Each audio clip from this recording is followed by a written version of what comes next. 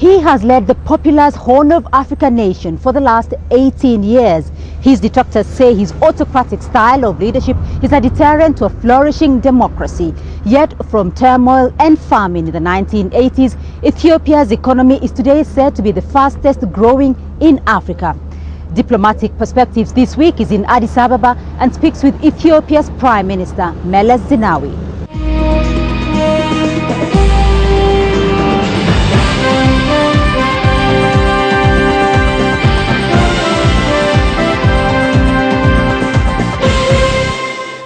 Your Excellency, thank you very much for seeing us. Now, you have been at the helm of Ethiopia's leadership for the last 18 years as President and subsequently as Prime Minister. Looking back at the journey of Ethiopia, where is Ethiopia today? Well, when the change in regime happened 18 years ago, the expectation amongst most observers, including sympathetic ones, was that Ethiopia was in for a rather rocky ride. It had many similarities with former Soviet Union and Yugoslavia, and many people expected a similar fate for Ethiopia. That has not happened. The country has remained intact and generally peaceful. So I think that's a major achievement. Secondly, in recent years, past 6-7 years, the country has begun to release its energy, its potential for economic development. And lastly, we have embarked on a democratic experiment. It's still work in progress, but it is nevertheless a new departure for our country. So with regards to maintaining the country's stability and integrity and embarking on a new political experiment and economic development, I think the country is on the right track.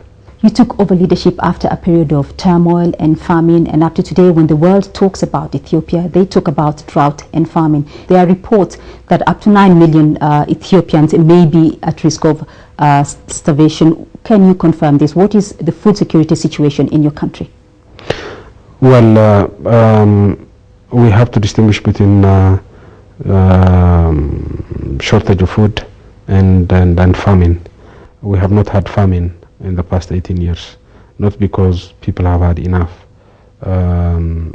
not because people have produced enough to feed themselves throughout the year, but because where there have been shortfalls, the government has come in and provided the necessary food aid to stave off famine. So we have, as I said, we have not had famine in Ethiopia for 18 years now, but we continue to have a sizable number of our population who are unable to feed themselves throughout the year, and we expect some 6 million Ethiopians to need assistance of various types in the year 2009-2010. Now that's still a very big number, but it's smaller than what has been the case in the past. Your country remains heavily dependent on agriculture, 80% of the population. What are you doing to address food insecurity issues? Well, first of all, food insecurity is the other name for poverty. And we need to tackle poverty in order to make sure that as many people as possible earn enough to be able to feed themselves. And that fight against poverty, in my view, has to focus on agriculture, not only because agriculture produces the products that we need to feed people, but also because it's the mainstay of our economies. So our focus in terms of fighting poverty has been to focus more on improving agricultural productivity, on managing the variability of rainfall better, both through irrigation and water harvesting techniques, and generally economic development as a whole. Secondly, that should reduce the number of people who need assistance, but it's not going to eliminate it. even the United States has people who are unable to feed themselves throughout the year. And that's where social security programs come in. Those who are unable to feed themselves, either because of unemployment or old age or whatever, are given assistance from domestic sources. The challenge for Africa is the assistance to those who are unable to feed themselves does not come from domestic sources. It is not budgeted. It's not an institutionalized process. So over time, as our economies improve, we should be able to have a more robust safety net program in our countries. We in Ethiopia have started a safety net program, but it's largely financed from outside. So over time, we need to take over that program, both in terms of expanding its scope and making sure that it is domestically financed.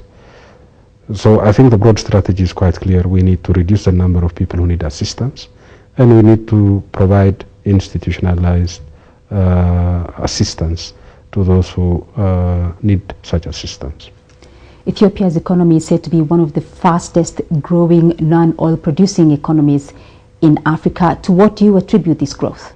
I think Ethiopia has been the fastest growing economy in Africa out of the non-oil producing African countries. The oil producing countries, some of them, had been growing faster up to the crisis last year. I think the main reasons for sustained growth, we have had an average of roughly 11% growth for 6 years now. The main reason I think has to do with the fact that we have focused more on agriculture, and agriculture has been growing, and agricultural growth has pulled the whole economy forward. And secondly, we have invested quite a lot in infrastructure. So by combining both, I think we have achieved a rather fast growth, and we hope to maintain that. Despite this growth, though, there are those who say that your market reforms have been quite slow. There are those who say that Ethiopia's telecoms, for instance, are yet to open up. Are you averse to a purely market-driven economy? I'm not aware of any purely market-driven economy. The state has a role to play in any market economy, and I believe the state has a more robust role to play in developing economies. The fundamentalism of all types, I think, are wrong, whether it is religious fundamentalism or market fundamentalism. All extremes, I think, are wrong. A more balanced, a more pragmatic approach to economic change and development, in my view, is more fruitful. Now, world politics and economics have changed over the last 2 decades. Have your priorities changed? Well, as I said earlier, the change in regimes has been away from a command economy to a market-driven one-party system to a multi-party system. And I think in broad terms, we could say that we have carried out the necessary economic restructuring, and we are beginning to see the fruits of such restructuring. So my hope and expectation is that Ethiopia will persevere on the current course. Your coffee export is the backbone of Ethiopia's economy. How badly have you been affected by the global financial meltdown? While our coffee exports have been growing, the share of coffee in our total export has been declining. At one stage, coffee contributed something like 70% of our exports. This year, the percentage is slightly less than 30%, but as a whole, in absolute terms, coffee exports have been growing. Coffee prices have come down a little bit, but not as much as other commodities. So I don't think the global market has affected the coffee sector as much as would be expected. You represented Africa at the recent G20 summit. First, what was your message, and was Africa's objective achieved? The objective of my participation on behalf of the continent was to convey the message that first, we didn't create the crisis, and second, in spite of the fact that we were victims rather than causes of that crisis, we were hit very hard by that crisis, and therefore we needed the support of those who created the crisis to help us tide the current challenges. That was the main message, and I think the message was very well taken. One measure of the fact that the message was very well taken is indicated by the fact that, contrary to previous experience of our engagement with the developed world, this time around we were able to get specific quantified pledges of assistance, and something like 40%, slightly more than 40% of that pledge has already been honored, and we hope and expect that the rest will also be honored over the coming 6 months to 9 months. Do you think Africa still has a voice on the global scene? Not as much as it ought to, for example, our participation in the G20 summit was more an act of, shall we say, philanthropy on the part of the hosts, as opposed to being a bona fide member of that grouping. We need to be in these meetings by right rather than by invitation. The instability in Somalia is causing international concern. What is your view of the situation in Somalia? I think the situation is becoming even more complex and even more difficult. In recent months, the role of international jihadists in Somalia has increased tremendously, and this complicates the situation in Somalia and its impact on the region. There are a number of countries who, for reasons of their own, have been supporting and abetting the jihadist movement in Somalia. That again complicates the situation within Somalia and in the region. So I think the situation is getting more complex and perhaps more difficult. What is Ethiopia's role, though, in Somalia? We fully support the position taken by IGAD. And IGAD's position was that the international jihadists sort of flocking to Somalia should be stopped. And this includes monitoring of both the sea and airspace of Somalia to prevent flow of arms and fighters from abroad to Somalia, and taking steps against those countries that are financing, supporting and abetting the terrorists. That's the position taken by IGAD, and we support that. The other point raised by IGAD is that the peacekeeping operation of the African Union in Somalia should be beefed up, both in terms of numbers and also in terms of its mandate. Again, we support that. IGAD's position is also that neighboring countries should be allowed to participate in the peacekeeping mission. Although at this stage we have no plans to send our troops back to Somalia, we nevertheless support the idea that the neighboring countries such as Djibouti and Kenya should be allowed to participate in peacekeeping operations, because we believe they bring more commitment and better knowledge of Somalia to the table. So broadly speaking, our position is to support that of IGAD, because we believe IGAD has come up with a more comprehensive support and more comprehensive solution for the situation in Somalia. So far, only 2 countries, though, have sent in peacekeeping troops to Somalia. Do you feel that there is a political will? Is there a political will from regional countries to solve the situation in Somalia? Although, as you rightly indicated, only 2 countries have sent troops, there is no lack of African states who wish to send peacekeepers to Somalia. The problem is financing. The African Union does not have the necessary resources to deploy these troops in Somalia. And the United Nations has yet to take the tab of funding this peacekeeping operation. So it's primarily an issue of financing that is hindering the expansion of the AMISOM presence in Somalia. Do you think the region can achieve stability in Somalia? In the end, Somalia is not going to be completely stable over the next few months or even next few years.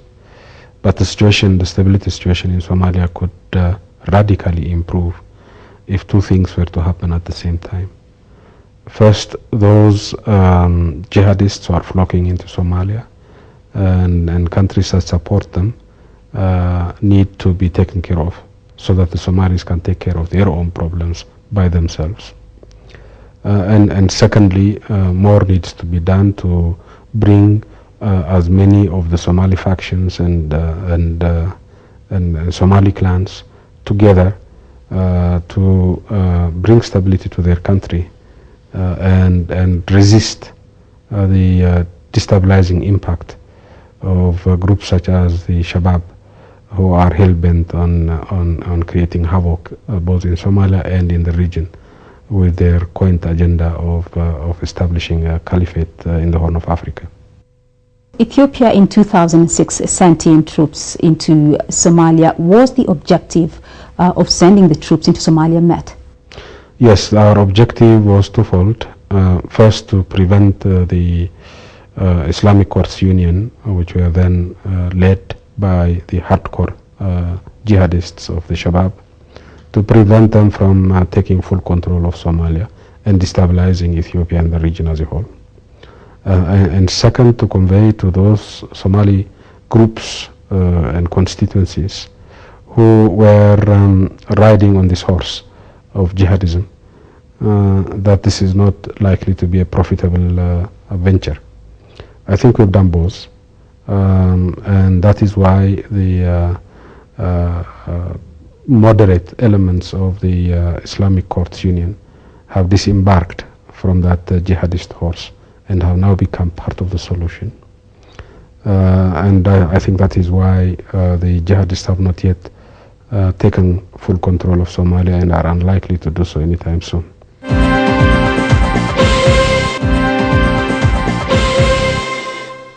There are those who claim that the continuing instability in Somalia is actually as a result of a proxy war between Ethiopia and Eritrea. How do you respond? Well, first, unfortunately, the problem is much more complex than that. The problem started in 1991 when there was no discernible interest or intervention on the part of any of Somalia's neighboring countries. And so there is an internal Somali element to the problem. Secondly, in terms of foreign intervention, it's not just Ethiopia and Eritrea. You have jihadists to the tune of several thousand foreign jihadists flocking to Somalia, all the way from American passport-carrying Somalis to Afghans and Pakistanis and all the rest. So it is not merely a matter of neighboring countries having differing views on Somalia. And thirdly, I think this so-called proxy war between Eritrea and Ethiopia and Somalia does a lot of disservice to Ethiopia's position on the matter. Ethiopia's position on the matter is completely identical to that of all the other neighboring countries, with the exception of Eritrea. IGAD's position is Ethiopia's position. We have supported internationally recognized government of the transitional federal government, which was initially established in Nairobi. And then this government was broadened in the Djibouti peace process. We supported that again, as did IGAD, as did the United Nations, as did the African Union. So in our case, we, together with the rest of the international community, are supporting stability in Somalia. So our position is fundamentally different from that of Eritrea. Eritrea is indeed destabilizing Somalia. That's why IGAD called for sanctions to be imposed on Eritrea. That's why the African Union, in its most recent summit in CERT, almost unanimously, with the exception of Eritrea, every other government supported the call for sanctions to be imposed on Eritrea. Considering the situation in Somalia, what is the status of bilateral relations between your country and neighboring countries, Ethiopia and Kenya, Ethiopia and Eritrea, Ethiopia and Sudan, Ethiopia and Djibouti? We have complete coincidence of views on how things should move in Somalia, in the region as a whole. That is between Ethiopia, Djibouti, Kenya, Somalia itself, and Uganda. All of us have the same position. The only difference that we see is between IGAD on the one hand and Eritrea on the other hand. As I said, IGAD countries support the transitional government. Eritrea opposes them. When we look at regional bodies such as IGAD and looking at IGAD's position regarding the situation in Somalia, do you see regional bodies such as those still playing a constructive role in the region? Absolutely. Let's take the example of Somalia. The African Union took its cue on what needs to be done to help Somalia from IGAD. And the United Nations is taking its cue on what needs to be done in Somalia from the African Union. So on Somalia, the driving force in terms of international response to the challenge in Somalia has been IGAD. And therefore, these regional organizations have proved their mettle with regards to, for example, the conflict in Somalia. The same could be said about Sudan. It's the countries of IGAD which came up with the basic peace package that ultimately became the comprehensive peace agreement between the South and the North. IGAD drove that process under the leadership of Kenya. And so IGAD has shown its mettle as far as peace is concerned. We need to do more as far as economic integration is concerned. But in the context of IGAD revitalization, all of the countries in the neighborhood are working on linking up their infrastructure, because in order to promote trade and investment, you need to have roads linking those countries. You need to have telecommunication links. You need to have power grid links and so on. And the countries in the region are investing quite a bit from their own resources and international assistance to bring that about. IGAD member states are talking about economic federation. Is this achievable? Yes, we may. There is what they call variable geometry. That is, countries that can move together faster do so without waiting for countries that need a little bit of time. So, for example, the East African Federation could move faster than IGAD as a whole in terms of complete integration, political and economic.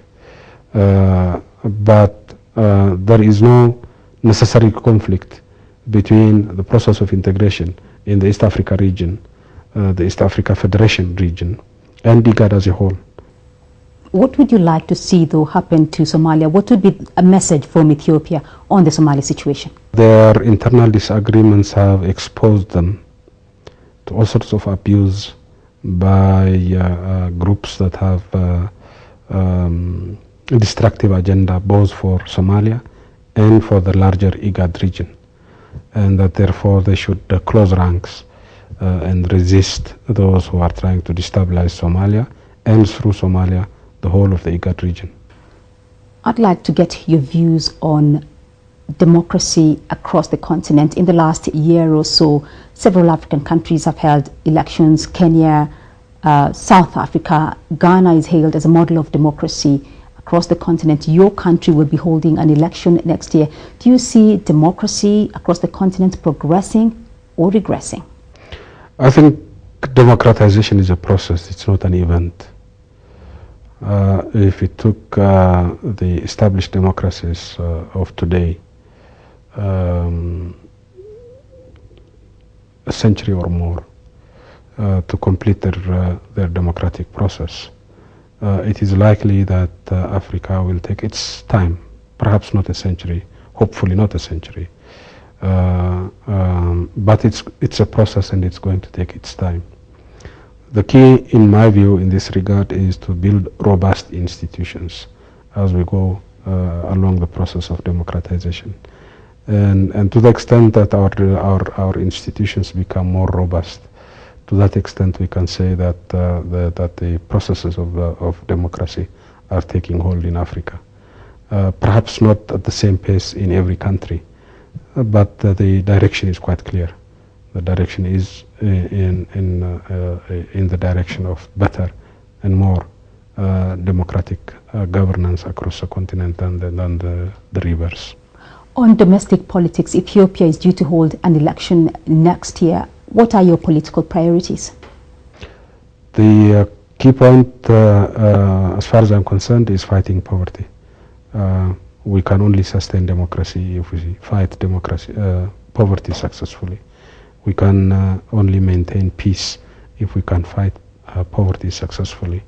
We can have a more robust nation-building exercise only if we fight poverty. So fighting poverty and economic growth has to be at the center of every political agenda here. Secondly, we need to, as I said earlier on, build on the institutions of democratic governance that we have in this country, make them more robust. And lastly, but just as importantly, we need to have a more integrated economic space in the IGAD region in particular, and Africa as a whole. There are those who say that you may be considering stepping aside after 18 years at the helm.